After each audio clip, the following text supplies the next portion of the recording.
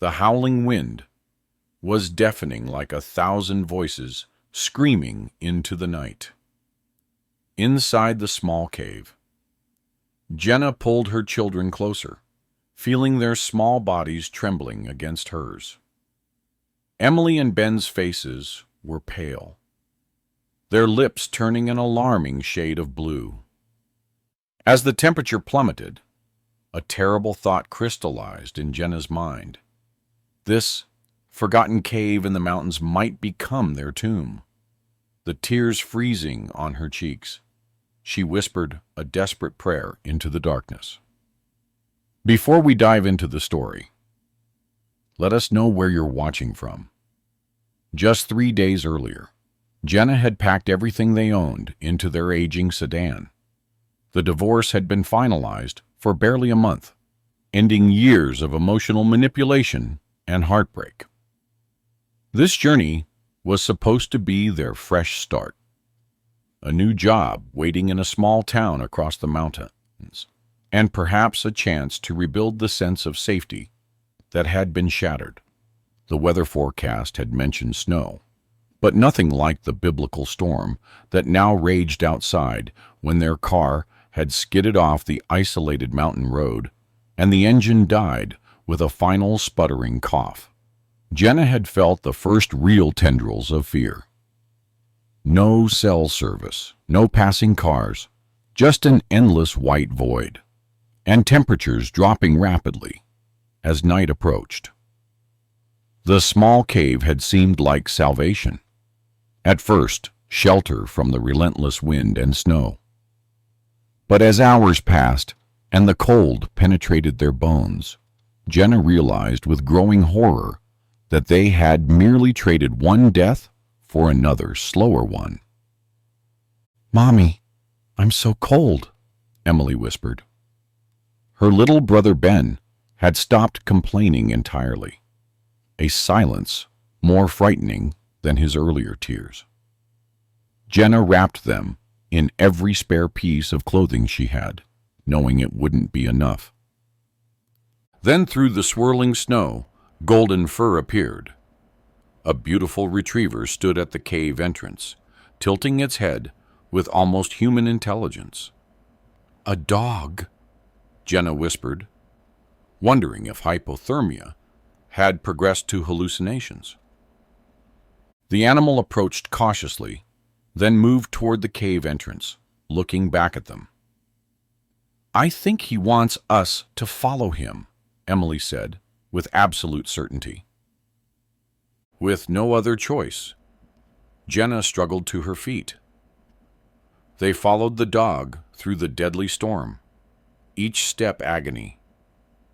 After 30 minutes of trudging through deep snow, lights appeared. Warm, golden rectangles of windows in a massive mansion. The dog led them to the front door, which opened easily. Inside, they found magnificent warmth and portraits of the same golden retriever, with a distinguished man labeled Richard Kensington.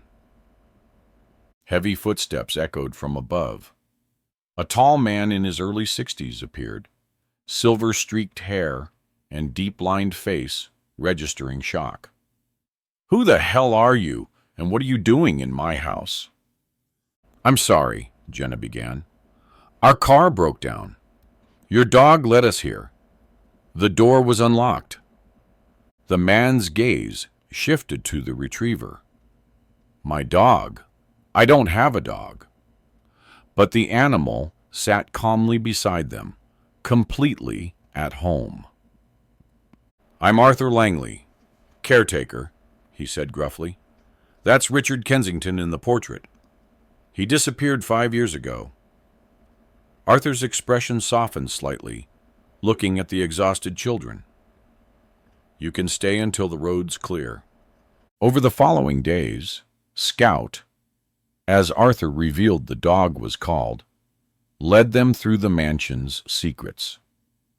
The children found Richard's journal hidden in the snow, revealing a devastating truth. Arthur's wife, Laura, and daughter, Claire, had been murdered by crime boss Victor Mercer. Richard hadn't disappeared. He'd faked his death to protect Arthur and gather evidence against Mercer. 5 years I've been building a case, Arthur explained, his voice breaking, living with the belief that I'd lost everyone I cared about to Mercer's violence. Scout led them to a hidden underground room, filled with evidence. Richard's secret war room, documenting Mercer's criminal empire. That's when Richard himself appeared, alive but forever changed by his undercover mission. I'm sorry for the pain my disappearance caused, Richard told Arthur. But it was the only way. Mercer wanted you dead too. I couldn't lose you after Laura and Claire.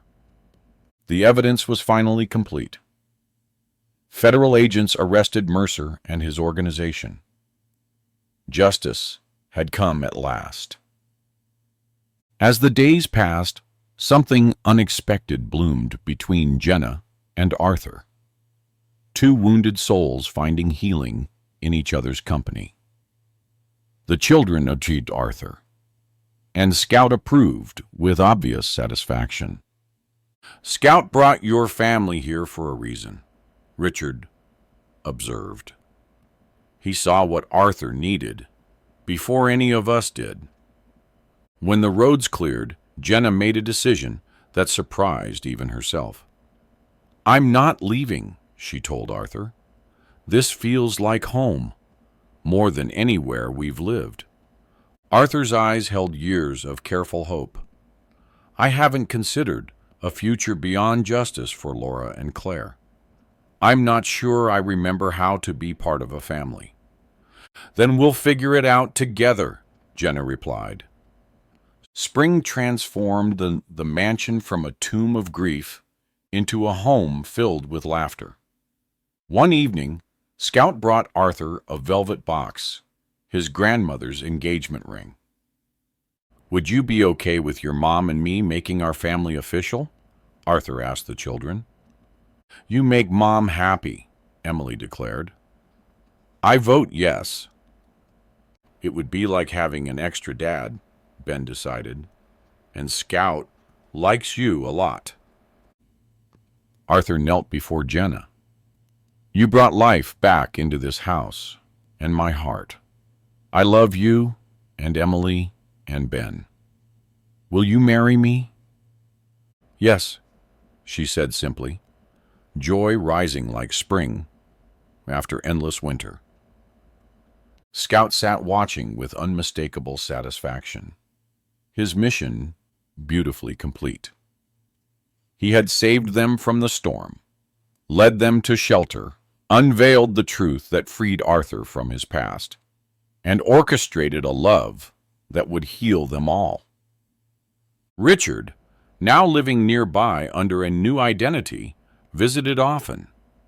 The mansion that had once echoed with loneliness now rang with children's laughter and the sound of a family choosing each other. Do you think Scout knew all along? Jenna asked one starlit evening. I've stopped questioning Scout's intentions, Arthur replied, stroking the dog's golden fur. But yes, I suspect he recognized what we all needed before we knew it ourselves. Life rarely follows expected paths. Sometimes a wrong turn, a broken-down car, a raging storm can lead exactly where you're meant to be. And sometimes it takes the wisdom of a golden-hearted dog to see the possibilities that humans might miss. Inside the mansion, two children who had known instability now slept secure. Outside, two adults who had experienced profound loss embraced their second chance. And Scout, loyal guardian angel in canine form, kept watch, his extraordinary mission complete. What was your favorite moment in Scout's journey to create this new family? Thank you for joining this story of loss, discovery, and renewal. Remember that even in your darkest storm, an unexpected guide might be leading you exactly where you need to be.